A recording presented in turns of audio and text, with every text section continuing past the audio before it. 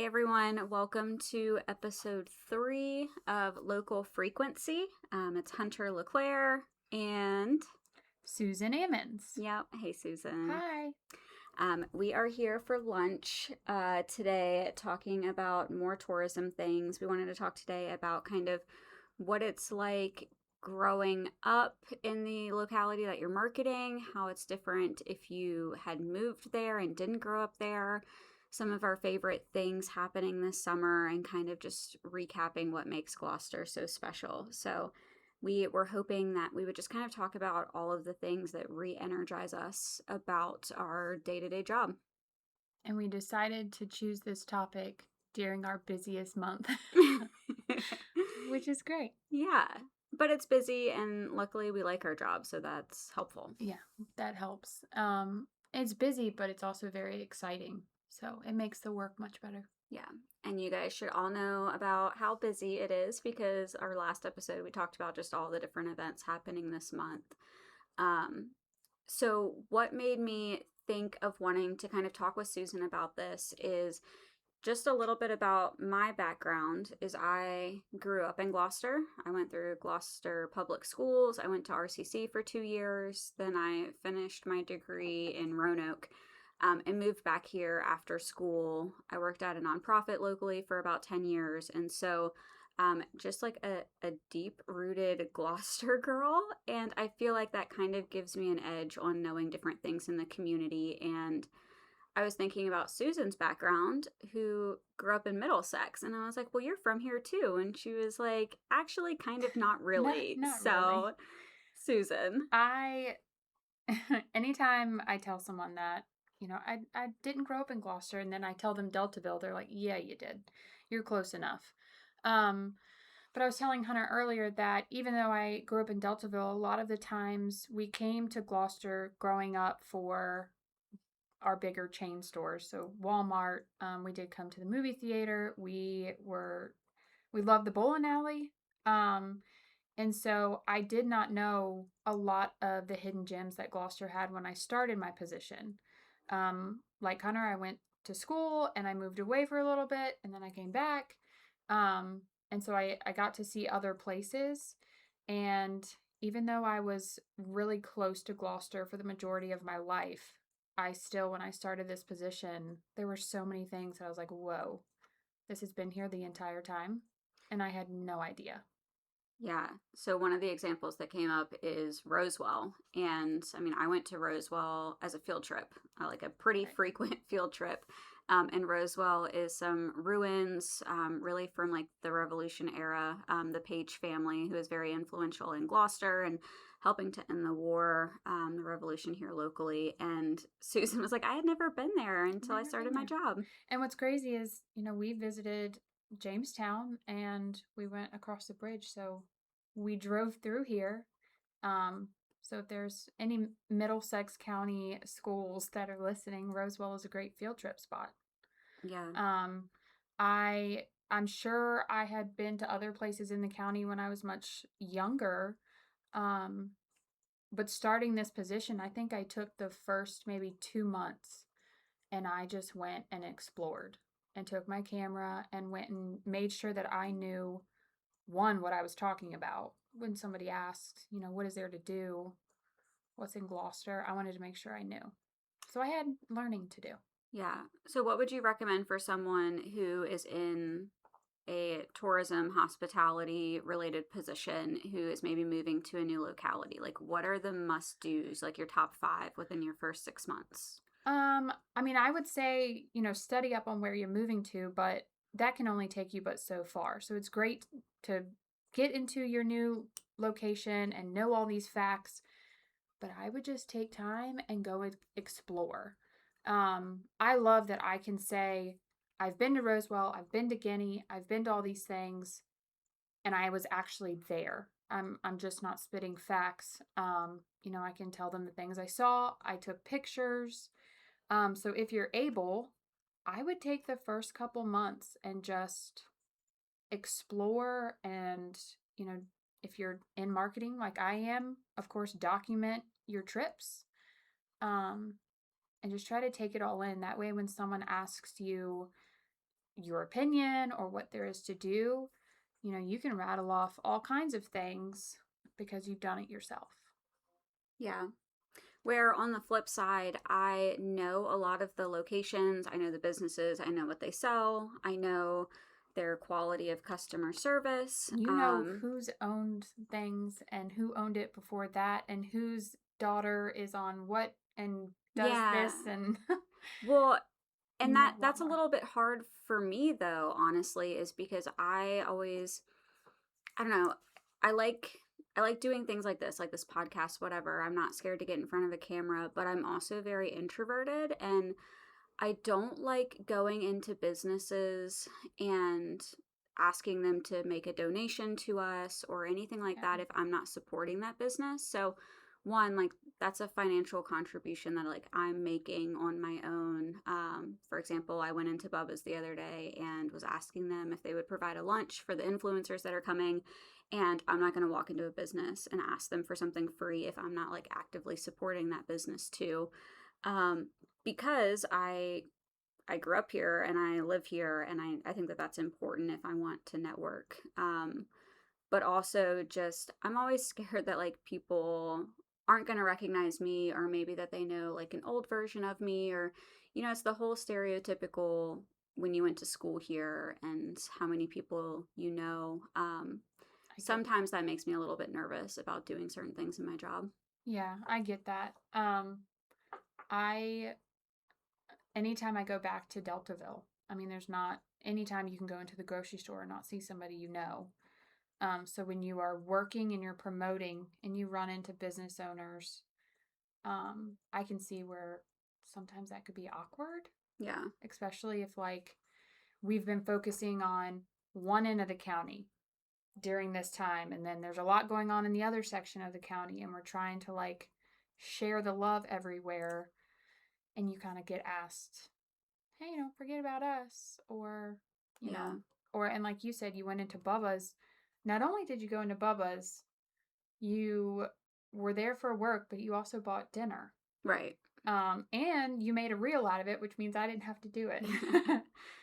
But on the flip side, I also went into a store recently, and like I was doing some personal shopping, and then they started telling me, I was talking with the owner, and they started telling me about this really new exciting thing that they wanted to do. And I was like, oh, by the way, I work for the county. Like, here's my business card. Please tell me when that happens.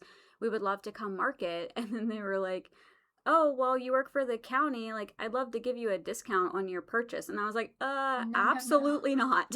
And I was Yeah. like, absolutely not. And that put me in a really uncomfortable position too, because that is not something, one, I would ever ask for, two, I would ever expect, or three, I would ever take. Right. I mean, even when we go to restaurants, and it doesn't happen all the time, it's not like we're out here and getting wined and dined, but um, It's hard when we do go out to eat and we're taking videos, we're rearranging our table. right. I mean, it's clear that we are doing something for social media, and then they see it on our social media the day after. Um, it's hard, and there's sometimes I'm like, I'm just not even going to mention Yeah. who I work for. Like they'll be surprised when this goes on social media tomorrow. But it's also hard because the county doesn't pay for any of that stuff. Like we had Mm-mm. talked before about like wouldn't it be great if there was a new business and we have to go there and experience it so that we can market it and we can take pictures and the county would pay for our lunch. No, the county doesn't. So it's like No, no, we don't want a discount, but also no, we are not getting that lunch covered. We are paying for that out of our own pocket. So right. um I mean, that definitely kind of squeezes us in the middle, but again, you do it because you love your job, you love Gloucester, and you love experiencing what our businesses have to offer. That, and I think, I mean, we sometimes can plan it out too. I know we're talking a lot about like food and dining, but there's been instances like for restaurant week, we don't ever want food to go to waste. So I take pictures or I do the marketing when it's coming out and it's going to somebody's table. Mm-hmm. Um, I'm not eating it. They're not feeding me. I'm still getting my content and they're still making money. Um, and so it's just a fine line. And Hunter and I are always happy to go get lunch. any Often. anywhere. Um, and it's a lot of fun, and it's almost like a break for us. Yeah. It's not really work. I mean, one, we're enjoying new restaurants, new things, and I enjoy supporting people. Yeah. I mean, we even go into businesses a lot, see how Whitley's has changed up their display or businesses on Main Street. And it's also hard when there are quite a few businesses in Gloucester that are more chains. So, like, obviously, I live here. I love TJ Maxx, but not necessarily a tourism asset. And there's a lot of examples like that that have really great local owners, but it just might not align With our theme, and I don't know why this just came to my mind. Is this appropriate for recording? You mentioned Whitley's, and like, I didn't know that Whitley's had a magic peanut in there. They have a giant wooden peanut, and you're supposed to go rub the peanut for good luck. And I know you're really impressed with that because you bring it up all the time. I do. That's one of those things that I am like so excited to tell people, like, hey, stop at Whitley's. And now that I know that there's a magic peanut, I'm like, please go rub the peanut. And they look at me like I've lost my marbles. Yeah. But like, if you travel with kids and stuff, like that's the kind of stuff I like to know. Yeah. One of my hidden gems that I like to share with people is Flatiron Crossroad. I volunteered there some last summer, and they have a concert almost every Saturday. A lot of times you can still buy tickets at the door, but it is just so informal. Like when I was there, it was a Deadhead band, but people weren't wearing their shoes out in the field. They were just dancing, having a good time. It was very much like anyone there is going to be your best friend. Very Just laid back. Feel good vibes. Campfire, no pressure. dogs, picnic blankets. Just really cool. Yeah. And that's something that you don't drive by it. Mm-hmm. Like you would have to know it's there or see something about it to know that it's there. Mm-hmm. That's not just something you pull in. Like a movie theater. You can see a movie theater. You know that that's there. Yeah. It's the spots like Flatiron and even Brett and Becky's next door. It's a bulb shop, but it is way more than that. Yeah. And they have events there, and there's other places that have events.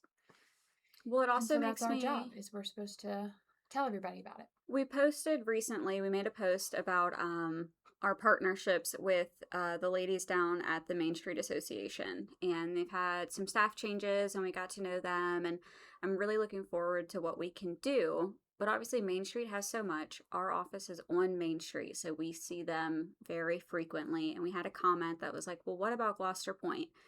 Super valid. Super valid. There are some tourism assets down there that we help to promote, but it's not walkable. They're not all within the same, 2-mile distance. And so I'm thinking about Y-Rock. Like the first few times I went down there, you have to drive through a residential neighborhood, like narrow streets, and then you pop out of this beautiful restaurant. Same thing with Hole in the Wall. That takes you way down. Yeah. There were fiddler crabs going across the road. Yeah. In case you guys didn't hear that, fiddler crabs. Yes. Fiddler crabs. You had to wait for them to take their family across the street before you could keep driving. Yeah. And Hunter and I's job is to promote the county as a whole. And so we love everything that Gloucester has to offer. And I feel like we do a really good job with planning what we're going to promote, planning what we're trying to do, because we certainly do not want to leave anyone out. Yeah, and I also think that makes me think often about our partnership with economic development. So that whole concept department, completely different staff, and we meet with them about monthly. And so when we're talking about what businesses, this is a misconception that I love, is when the Planning Commission puts up that there's been a proposed 7-Eleven, perhaps, just as an example. And then there's a lot of public feedback saying we need more businesses for kids, and the county needs to make a community center. And 7-Eleven's the one that comes in and wants to buy that building and wants to operate it. The county does not put any money towards that. They just approve if that use is appropriate or not. Right. And I feel like in their eyes, better to have a business in there than for a building to sit empty. Oh, I mean, I don't think that we need I don't either. another There's 7-Eleven. quite a few. Or I mean, there's just everyone who lives in Gloucester knows the They'll know what I'm typical talking about. businesses, but um, I mean, those are all private owners, and so I think about economic development who works with trying to identify and attract art stores, youth programs, specialty stores, the markets, all of those great things that we would love to have at the point. But that's kind of outside of the tourism warehouse, like our warehouse, wheelhouse, whatever.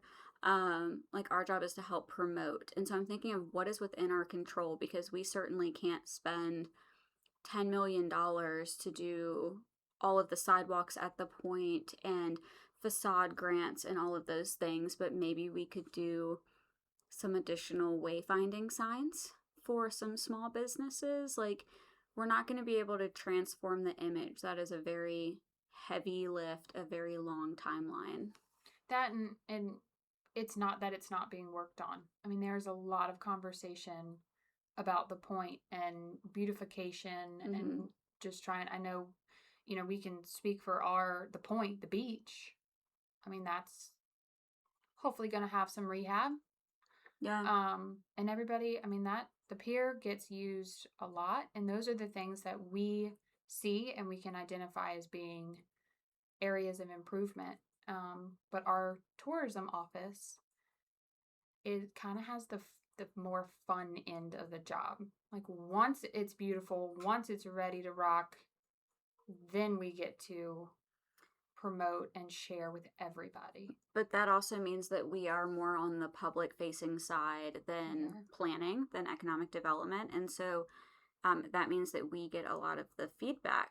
And I mean, that's fine. That's what, you know what, since we started this, and it's not related to the podcast at all. I think it's related to what we've done over the past 6 months to really try to increase social media. But our posts have been blowing up, not like viral or anything, but compared to some, like, we've had some really good stuff lately.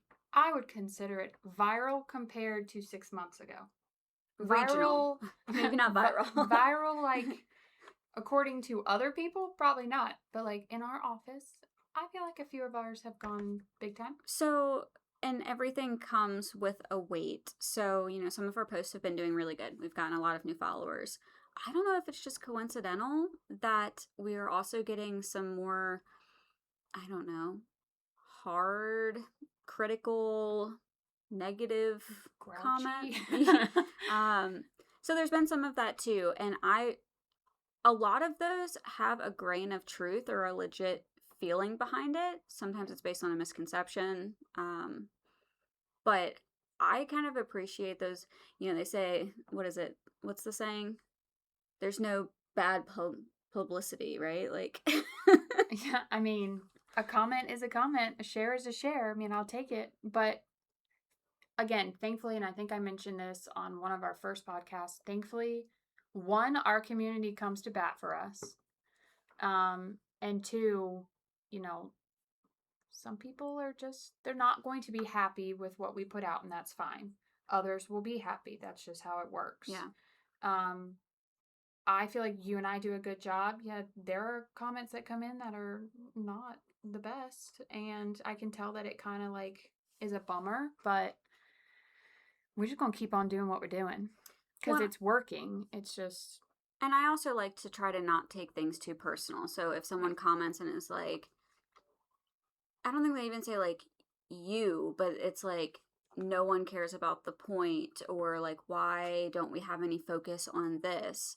And for a second, I'm like, oh gosh, I posted about Main Street and I haven't posted about the point. Like, we need to make sure we do that. But also, those comments are good because there's been quite a few times where I want to do something and for some reason it doesn't work out, whatever. It's a push. Yeah.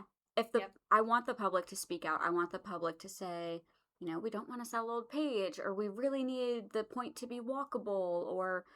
I mean, even we've had posts in the past that have even been like, hey, don't forget about something happening, like an event that maybe just wasn't like in the forefront of our minds. Yeah.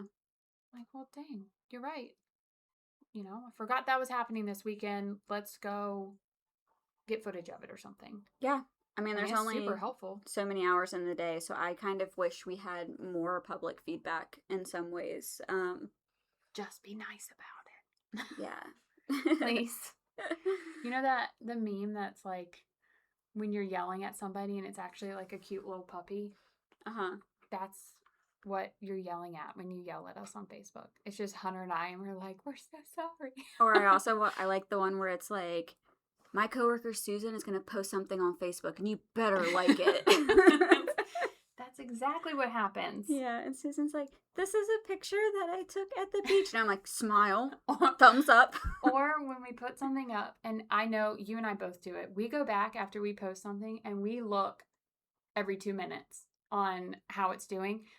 Sometimes I'm like, we have 4 likes. I'm like, yes, but that's Daffodil Festival, Visit Gloucester, Parks and Rec, and then our personal page. Those are our likes. It's just us. At least we always have 4. We do. Yeah. Actually, probably more now because we've gotten those in the office that weren't following us. Yeah. We made them follow us. Please follow your friends. Please follow your friends' businesses. I did not follow Hunter back for a good year? No. 6 months. It wasn't your personal page. No, it was Visit Gloucester. Yeah, I followed Visit Gloucester, and Susan runs that page, and I was like, can Visit Gloucester follow me back? And she was like, perhaps. You were new here. I had to make sure you were okay. But you followed me on your personal page. I did. That's different. You didn't want the government account to be associated with me. I can't unfollow people on Visit Gloucester. Really? Is that like deleting a comment, unfollowing someone? I don't know, but I mean that's also another topic for I guess another day, but no, we can't delete comments. Yeah. So if anyone thinks that we have, unless you use foul language, we have filters on our social media that hide those. Yeah. But yeah, please like and share your friends' stuff. I don't know, twice in the last like year I've had a family or a friend say like, oh, I saw that you posted this. Like, that's really cool. And I'm like, well, you didn't like it. And they're like, I didn't know I had. Yes, you have to like it. It takes 1 second. Yeah. And you see stuff like that from small businesses all the time. Like, oh, if you can't afford to shop with me right now, please like and share. It doesn't cost you anything. And that is so true. That's something that I have been trying to do on at least Visit Gloucester is even if it is not a tourism related event and I'm not going to reshare, I still like it. Yeah. If you are a local business in Gloucester and you are posting and you are doing all the hard work, those of us here at Visit Gloucester support you, and I'm going to give you a like. Because especially a lot of our small businesses, they're doing business ownership, staffing, and being a marketing person all in one. And that takes a lot of work. So we're going to give you a like. Yeah. Cool. Well, I mean, I think that going back to the original comment, I think that there's a lot of benefits of living close and, I mean, especially for Gloucester, if you're going to a small community, I think that having some sort of, even just for your job interview, to be able to say, you know, I visited here during the summer, or my aunt lives here and I love to come see her. I think for a small community, in some ways, for marketing, that is essential or would really set you apart. I think going to a larger community, like Susan lived in Charleston for a while, and I think something like that, you could get away with it a lot more easily. Yeah, and I'll spill the beans about my interview. So to get my job, I actually had to make Facebook ads, like mock ones. And I made 2, and I made one for Machicomico. I had never been to Machicomico. So I drove to Machicomico, took pictures at Machicomico so I could make my fake Facebook ad to submit with my interview. They gave you a test? Application. Yes. Well, like a task. Huh. So that's really cool. I had to, like, by the time I had already, before I even got the job, I was out and had to go explore. Yeah. It was fun.